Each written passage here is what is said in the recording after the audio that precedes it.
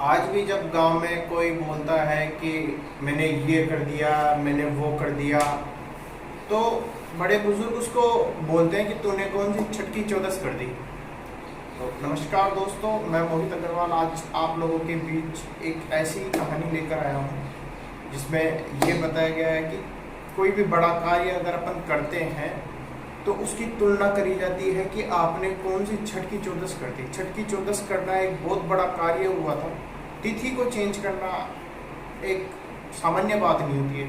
तो अगर अपन कितना भी बड़े से बड़ा कार्य कर ले, अगर अपन तिथि चेंज कर सकते हैं तो ही उसको श्रेष्ठ माना जाता है, उस कार्य को बड़ा माना जाता है। मतलब इससे बढ़कर कोई और दूसरा कार्य माना नहीं जाता। तो इसी के बीच में आज मैं आपको एक ऐतिहासिक घटना सुनाने वाला हूँ। बात है महाभारत काल की। तो इस महाभारत काल में जब पांडवों को 12 वर्ष का वनवास हुआ और 1 वर्ष का अज्ञातवास हुआ, तो उस समय 12 वर्ष के वनवास में तो पांडव चाहे जैसे भी रह सकते थे वन के अंदर, अगर उन्हें कोई देख भी लेता तो भी कोई प्रॉब्लम नहीं थी। परंतु जब 1 साल का अज्ञातवास हुआ तो उस अज्ञातवास के दौरान कुछ शर्तें थी। अगर पांडव किसी के द्वारा पहचान लिए जाते तो उन्हें फिर से वो रिपीट करना पड़ता, 12 साल का वनवास और फिर 1 साल का अज्ञातवास। तो हुआ यूं कि दुर्योधन ने 12 वर्ष तक तो उनके पीछे अपनी हस्तिनापुर की आर्मी को नहीं भेजा, परंतु जैसे ही 1 वर्ष बचा उसने पांडवों के पीछा करने के लिए अपने इंटेलिजेंस को लगवा दिया कि मालूम करो कि पांडव कहाँ पर छुपे हुए हैं। तो पांडवों ने इसकी भी अच्छे से प्लानिंग करी थी और वो लोग अपने राजस्थान में जयपुर जिले के अंदर एक जगह है विराटनगर। तो पहले उस जगह का नाम बैराट था। तो वहाँ पर एक विराट नाम के राजा रहते थे। उन विराट नाम के राजा के वहाँ पर सभी पांडव और द्रौपदी वहाँ आते शरण लेने के लिए। अब एक साथ तो आ नहीं सकते थे, एक साथ आते तो पहचान लिए जाते कि 5 पांडव के साथ में द्रौपदी, ये सब लोग हस्तिनापुर से जिनको वनवास हुआ है वो लोग यहाँ पर आए। तो सब लोग अलग अलग तरीके से आए। एक बार द्रोणाचार्य को किसी ने खबर करी कि पांडव जो है वो विराटनगर में है। तो विराटनगर में है, द्रोणाचार्य ने ये बात दुर्योधन को बताई। दुर्योधन ने इसके बारे में पूछना चाहा जो विराटनगर के राजा विराट थे उनसे कि भाई आपके पास 5 लोग आए हुए होंगे, 5 पांडव और उनकी एक पत्नी, तो ये बात सही है क्या? पर लेकिन उन्होंने मना कर दिया राजा विराट ने।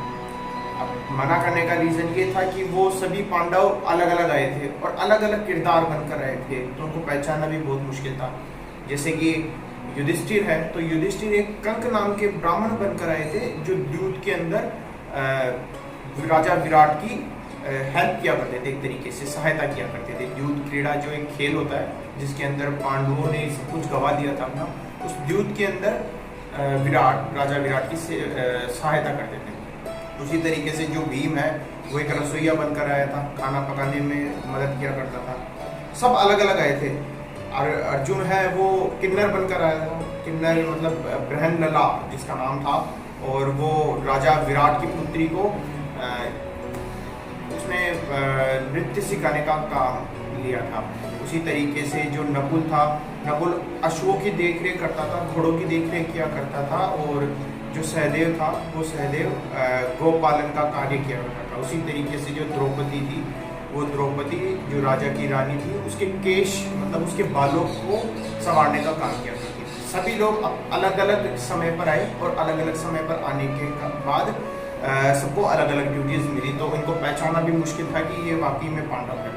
परंतु जब द्रोणाचार्य को उसकी खबर मिली कि पांडव विराटनगर में है, तो उन्होंने युधिष्ठिर से उन्होंने दुर्योधन से कहा, और दुर्योधन ने जब इसकी जांच करवाई तो राजा विराट ने भी मना किया कि यहाँ पर कोई नहीं है।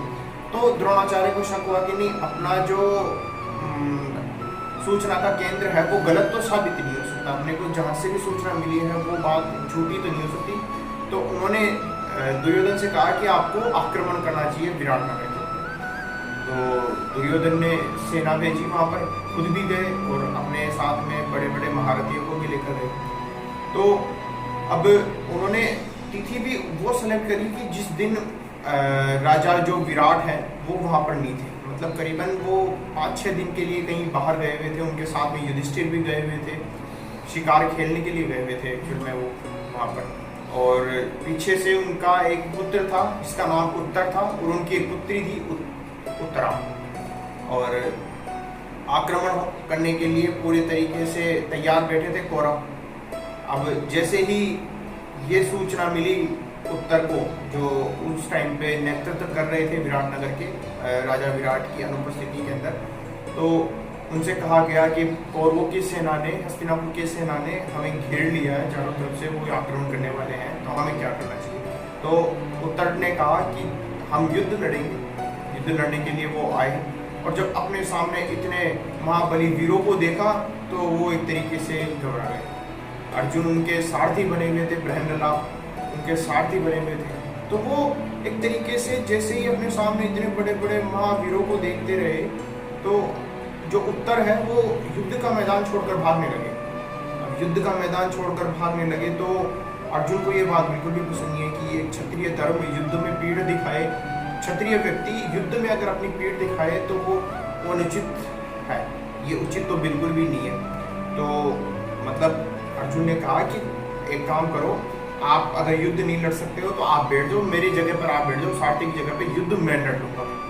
मतलब तू युद्ध लड़ेगा, तू नृत्य सिखाने वाला, तू कैसे युद्ध लड़ेगा। फिर उसने अर्जुन ने बताया है कि मैं ही अर्जुन हूँ, बृहन्नला नहीं हूँ, मैं अज्ञातवास काट रहा हूँ यहाँ। तो यहाँ पर तुम्हारे यहाँ पर जो द्यूत में हेल्प करते हैं महाराज की, वो युधिष्ठिर है, रसोईया भीम है, हम सब पूरे 5 भाई हैं, और हमारी पत्नी द्रौपदी भी यहाँ पर ही है। तो बोले अच्छा, तो बोले इसका प्रमाण दे। तो अर्जुन से प्रमाण मांगा गया। तो जो उत्तर था उसने प्रमाण किस तरीके से लिया। सबसे पहले तो उसने अर्जुन के जितने भी नाम थे, 10 नाम थे, उन 10 नामों का वर्णन सुना, 10 नामों को अर्जुन ने बताया। और फिर बोले इसका कोई परिचय भी दो कि भाई वाकई में एग्जाम्पल दो कि आप वाकई में अर्जुन हो। तो अर्जुन ने क्या किया था कि जब वो लोग विराटनगर में प्रवेश कर रहे थे तो जस्ट सीमा के बाहर उन लोगों ने एक पेड़ पर अपने हथियार छिपा दिए थे। अब अर्जुन का जो धनुष था, गांडीव धनुष, उस गांडीव धनुष को अर्जुन ने याद किया, उस वृक्ष के पास में जाकर धनुष प्रकट भी हुआ, परंतु अर्जुन उसको चला नहीं सकते थे जब तक कि उसको गंगा के पानी से उसको स्नान ना करवाए, उसको शुद्ध ना करे। तो जब गांडीव धनुष प्रकट हुआ तो वो चला पाने में असमर्थ थे अर्जुन। तो अब अर्जुन ने एक बार प्रार्थना करी गांडीव धनुष से कि मैं आपको गंगा के पानी से पवित्र करूंगा, एक बार दोबारा आपको स्पर्श करवाऊंगा, परंतु उसके पहले मुझे आपको चलाना ही पड़ेगा। तो गांडीव धनुष ने उनकी बात मानी और एक बार चलाने का उनको मौका दिया अर्जुन को धनुष। तो अर्जुन ने उसी जगह पर एक तीर छोड़ा, बाण मारा, और बाण से वहां पर उस धरती पर एक नदी निकाली, जिसको हम आज एक बाण गंगा के नाम से बोलते हैं। बाण गंगा जो नदी है वो वहां से ही प्रकट हुई थी। तो अर्जुन ने फिर वहां पर अपने गांडीव धनुष को धोया, पवित्र किया, और फिर बाद में युद्ध लड़ने के लिए गए। तब जैसे ही पहला तीर चलाया अर्जुन ने, द्रोणाचार्य समझ गए ये अर्जुन है। बोले अर्जुन है, कैसे ये अर्जुन है? दुर्योधन ने पूछा। बोले इसको जो शिक्षा दी है वो मैंने दी है, मुझे पता है कि इस तरीके से वार केवल अर्जुन ही कर सकता है। बोले वो आपको कैसे पता? बोले सीधा पैर में आया मेरे तीर, मतलब वो एक तरीके से आशीर्वाद मांग रहा है अर्जुन मुझसे। बोले अच्छी बात। बोले दूसरा तीर आएगा सीधा भीष्म पितामह के पैर में, आशीर्वाद के रूप में। बोले आ गया नहीं, आ चुका। पितामह ने बोला, बोले आएगा नहीं, आ चुका, ये आ गया। बोले 100% अर्जुन है। युद्ध हुआ। उस युद्ध में बताते हैं अर्जुन इतना भयंकर तरीके से लड़ा कि हस्तिनापुर की सेना को वापस लौटना पड़ा। जब हस्तिनापुर की सेना वापस लौट रही थी तो अर्जुन ने लौटते समय गुरु द्रोणाचार्य को पकड़ लिया। अब गुरु द्रोणाचार्य को पकड़ लिया तो फिर बोला कि, बोले अर्जुन, बोले हाँ, कि मुझे इस तरीके से पकड़ने का कारण? बोले आपको मैं एक चीज बात करनी है। बोले हाँ बताओ। बोले आपने मुझे कब देखा? बोले आज वो है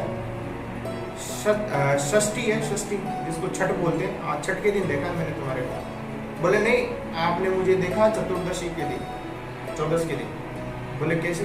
बोले चतुर्दशी के दिन आपको बोलना पड़ेगा कि हमने पांडवों को केवल चतुर्दशी के दिन देखा था, तभी, और चतुर्दशी के दिन हमारा जो अज्ञातवास है वो पूर्ण हो जाएगा। तो बोले नहीं, मैं झूठ नहीं बोल सकता। बोले झूठ अगर आप नहीं बोलोगे तो मैं आपको यहाँ से छोड़ूंगा नहीं, मैं आपको मार दूंगा। अर्जुन ने, तो गुरु द्रोणाचार्य ने जब ये सब सुना कि भाई अर्जुन उनके साथ कुछ गलत कर सकता है, तो फिर उन्होंने बोला कि बोले नहीं ठीक है, मैं तुम्हारी बात मान लिया और मैं यही बात बोलूँगा। फिर वापस सभा की।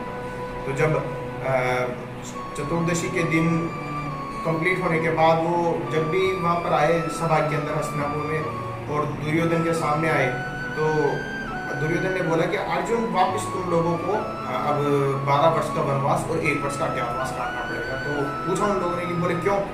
तो बोले आपको गुरु द्रोणाचार्य ने देख लिया था। बोले कब देख लिया था? बोले षष्ठी को देख लिया था, छठ को देख लिया था। बोले पूछो गुरु द्रोणाचार्य से। तो गुरु द्रोणाचार्य से पूछा गया कि हाँ जी बताइए आप, इनको कब देखा था? तो बोला कि नहीं, इनको तो चतुर्दशी के दिन, चौदस के दिन ही देखा था, छठ के दिन नहीं देखा। बोले तो फिर अपन युद्ध लड़ रहे थे वो कौन था? बोले नहीं, वो तो और ही कोई व्यक्ति था, पर लेकिन अपन ने जो देखा था अर्जुन को वो मैंने ही देखा था सर्वप्रथम, और वो चतुर्दशी के दिन देखा था। तो मतलब एक महान कार्य से तुलना करी जा रही है यहाँ पर कि अर्जुन जैसा व्यक्ति जिसने तिथि को ही चेंज करवा दी कि भाई उस दिन छठ हो रखी थी और छठ को 14 बनवा दी, तो मतलब उससे ज्यादा महान कार्य तो क्या हो सकता है? अगर वो उसको चेंज नहीं करवाते तो उन्हें फिर से वापस 12 साल का वनवास और 1 साल का अज्ञातवास झेलना पड़ता। तो अपन आज के समय में, वर्तमान में, अगर मनुष्य कोई काम कर देता है कि मैंने ये कर दिया है, मैंने वो कर दिया, तो बड़े बुजुर्ग उसको इसलिए पूछते हैं कि तूने कौन सी छठ की 14 कर दी।